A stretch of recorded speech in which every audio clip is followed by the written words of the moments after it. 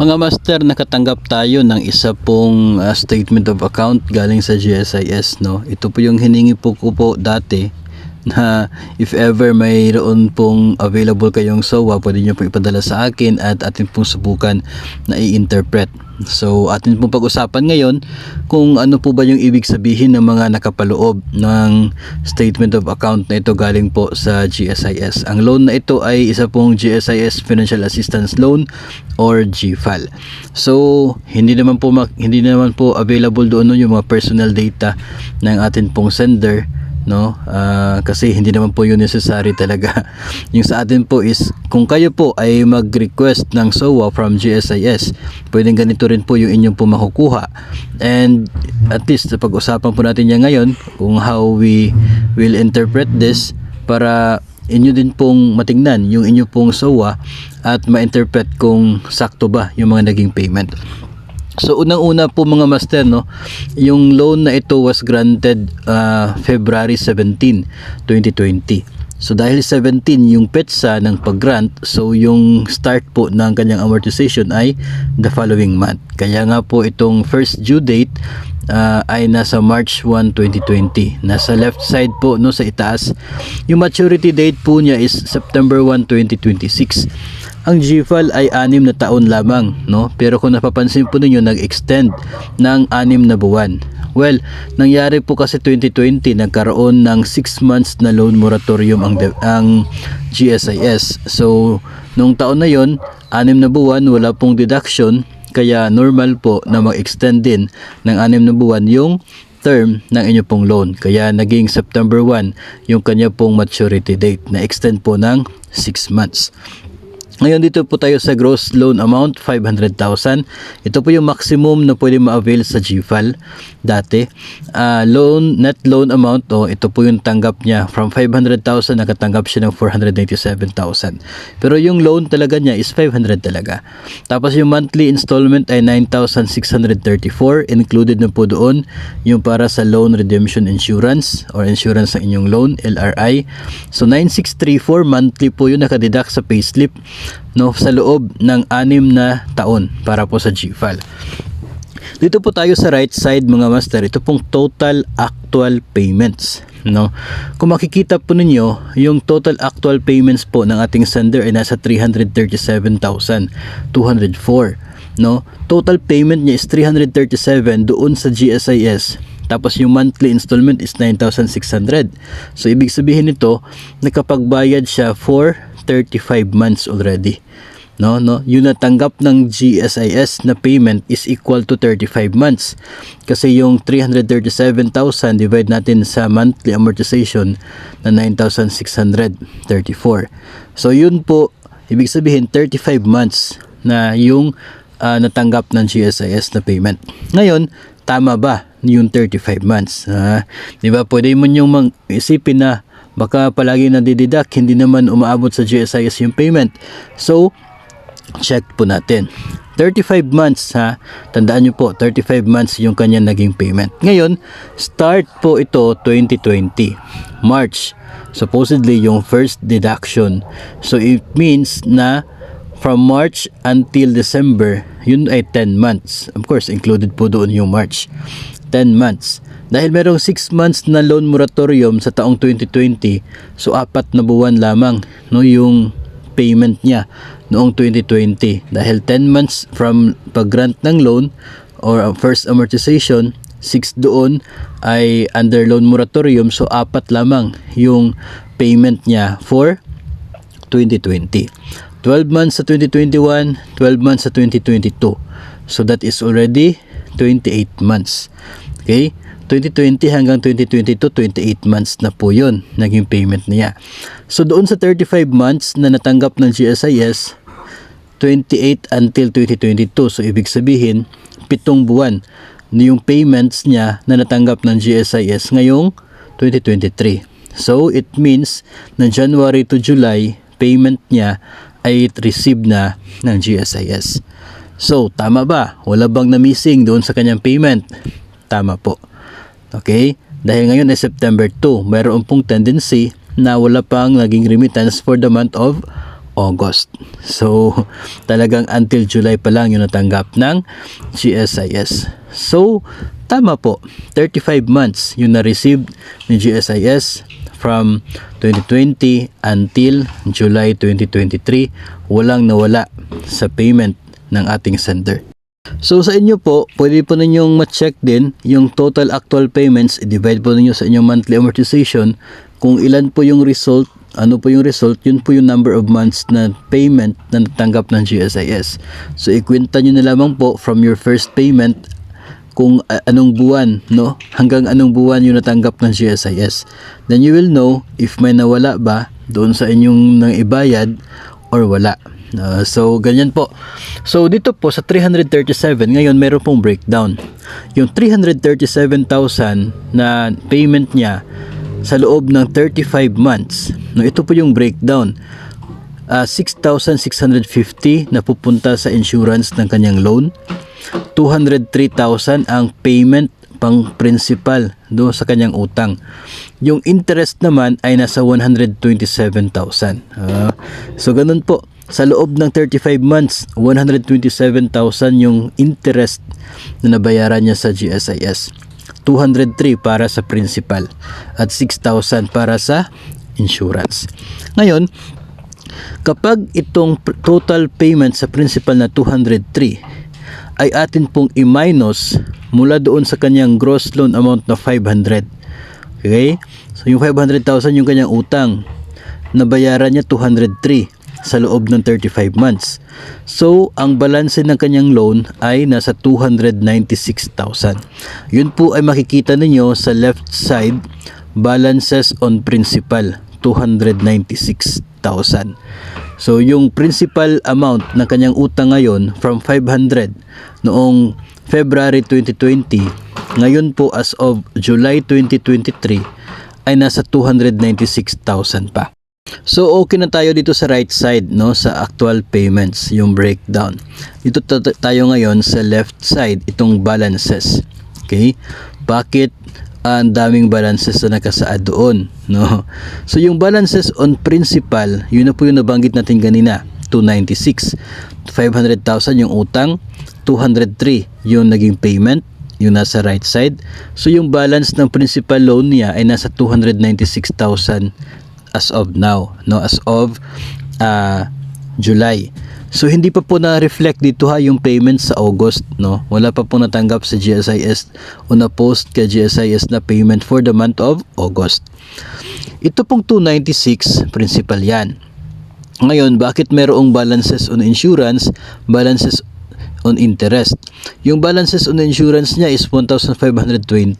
Balances on interest ay nasa 19,448. Okay? So ganito po.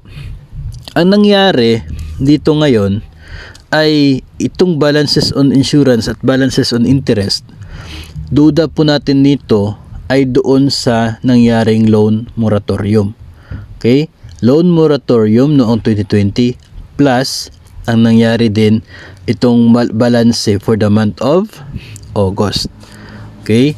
August. Ngayon, nakuha po niya ito pong kanyang SOA ay September 1. Ito kasi yung napapansin ko sa GSIS. Kapag pumasok po yung buwan, no, yung buwan ay pumapatak na doon sa balances yung para sa current month na yun. Okay? Current month. So ito kasi yung mga master, itong 1,520 na balances on insurance, that is equivalent to 8 months. Kasi dito sa 500,000 na utang sa GFAL, nasa 190 monthly pesos ang para sa insurance, no? Insurance po ng inyong loan, nasa 190 pesos. So yung 190, para umabot ng 1,520, kinakailangan po niya ng nasa 8 months. 8 months na insurance. So it means ito pong 1,520 dito, 8 buwan na walang payment sa insurance. Okay? Walang payment sa insurance. So ito din pong balances on the interest, ito pong nasa 19,448 ay para po yan sa 8 buwan din, no? Ito yung ating understanding, ha. 8 months din yung balances on interest na yan. Yung 1,528 months, bakit natin nalaman na 8 months? Kasi 190 yung monthly para sa insurance ng 500,000 pesos na GFAL. Okay? 190. So, 8 months yung balances on insurance. Ngayon yung tanong, bakit umabot ng 8 months na yung loan moratorium ay 6 na buwan lang? Okay? Yun nga, 6 na buwan for the loan moratorium noong 2020. Para sa August, hindi pa po nabayad dito, no? Hindi pa na-reflect. So, yun ang pang 7 buwan dito sa 1,520. At yung pang 8 ay para sa month of September.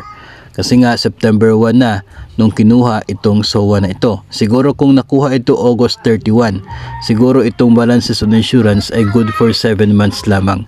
Okay? So, September 1 kasi yan, kaya counted na doon yung for the month of September. Kaya umabot ng 8 months. Okay? So, ngayon, ang tanong, bakit nagkaroon ng interest noon sa 6 months na loan moratorium? Under the Bayanihan Law, ay allowed na magkaroon ng interest for that particular month ang isa pong loan. Ang hindi po pinapayagan ay yung tinatawag na interest on interest. So it means yung unang interest, no, dahil walang payment, dahil naka-moratorium, mayroon siyang interest for 1 month, pero yung wala talagang payment na dapat under loan moratorium is yung principal payment for the principal of your loan. Pero yung interest ay dapat po talaga siyang bayaran. Okay, pero hindi po nagdidak sa sahod during those months kasi yung encouragement po that time ay bayaran over the counter yung interest for those months na mayroon pong moratorium. So ang nangyari dito, no, dahil wala pong payment, nagkaroon ng interest for 1 month during loan moratorium. Allowed yun. Pero kung yung interest na yun ay mag-i-interest pa, yun ang hindi po pwede. Okay? So yun po yung pinagbabawal, na yung interest during loan moratorium ay mag-interest din, no? Yun po ang hindi pwede. So 8 months yung balanse. Pagpasok po ng payment ng month of August, magiging yung balances for insurance magiging good for 7 months na lamang yon. Okay?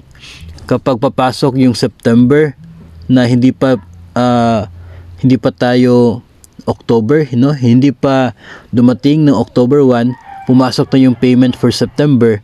Itong balances on insurance at balances on interest, bababa pa rin yan, no, magiging equal to 6 months na lang, no? So ganyan po yung mangyayari. Ngayon, kung babayaran po ng buong buo, ipa-buy out ang GFAL na ito o kaya ay bayaran in full ni borrower. So yung tanong, magkano yung kanyang dapat bayaran kang GSIS? Kung ngayon po niya babayaran na hindi pa pumasok yung payment for August, itong 317,000 yung kanya pong babayaran sa GSIS. Yun po yung kanyang kailangang bayaran. So ang tanong ngayon, yung mga sabi-sabi po na dapat mong bayaran yung interest until the end of the term kapag nagpa-buyout ka sa GSIS. So how come na pwede tayong magsabi na until the end of the term yung interest kung ito lang namang 317 yung papabayaran, no? Kung sana interest until the end of the term, napakalaki pa, maka nasa 400 pa yung babayaran ni borrower. Kasi yung interest for the next 3 years, no, until September 2026 pa, ay napakalaking interest po nun. Siguro nasa 127 din, equivalent noong unang first 3, siguro nasa 100 na lang, no, kasi pababa yung interest monthly. Pero hindi po, ito kasing total balances dito, ito lang yung babayaran ni borrower, no, kapag pina-buy out. So it shows na hindi talaga babayaran yung interest until the end of the term, kundi hanggang doon lang kung kailan mo babayaran yung utang. ito yung reflected sa SOA, ito yung nasa computer na balanse, no? Hindi po pwedeng isipin na yung 19,000 na balance on interest na yan ay intended yan para sa until the end of the term. Mali. Kasi yun po ay interest noon pong panahon ng loan moratorium kung kailan wala pong naging payment. Kasi nga 2020 ito eh.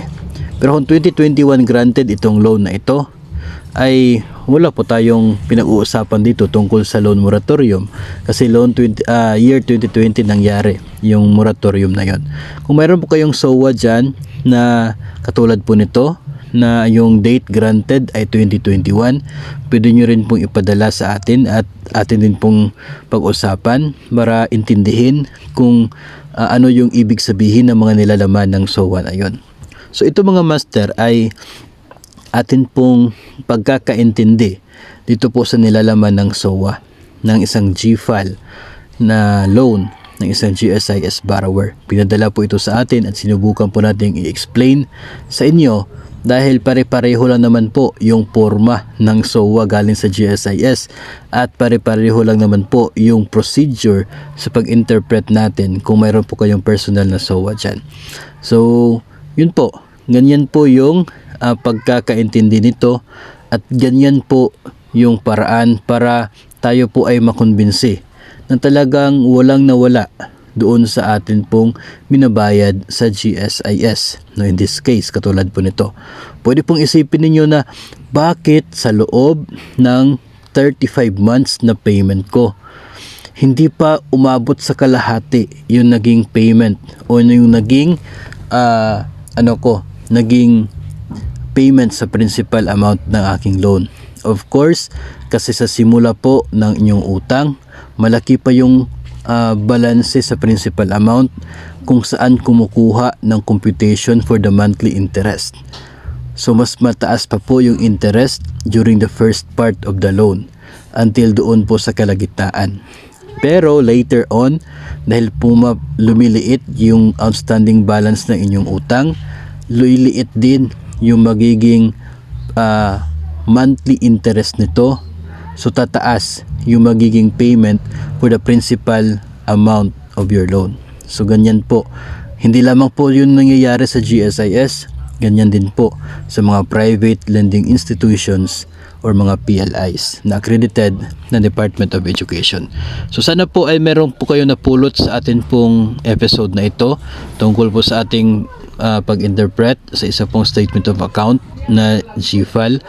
Ngayon, kung kayo din po ay nagbabalak na mag-renew ng inyo pong MPL, pwede po na screenshot ninyo yun during sa tentative computation na makikita po doon kung magkano yung net proceeds, makikita po doon yung payment ng deduction na for outstanding balance of your loan. Tapos i-screenshot din po ninyo yung details ng outstanding balance na yun. Doon sa may outstanding balance deduction, mayroon po nakalagay doon na kapag i-press mo siya for details, lalabas po yung breakdown doon sa deduction na yon.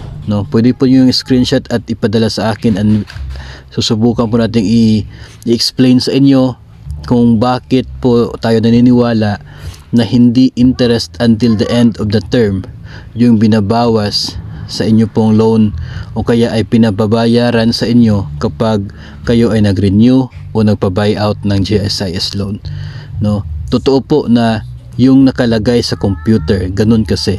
Yes, kasi makikita talaga sa computer ng GSIS na ganyan yung interest na babayaran, ganyan yung para sa principal amount, pero yung interest na yon is not until the end of the term of your loan. So sana po ay mayroon po tayong matanggap na ganyan po na uri ng na details. Hindi po natin ipapakita yung pangalan of course ninyo at ilang detalye po na kaugnay po sa inyo. Doon lamang tayo sa part ng loan na kung saan pwede po natin ma-explain na para mas maintindihan po natin yung atin po mga statement of accounts at yung mga nangyayari talaga when we pay over the counter or nagpapa-buyout tayo o kaya ay nagre-renew tayo ng ating loan sa GSIS.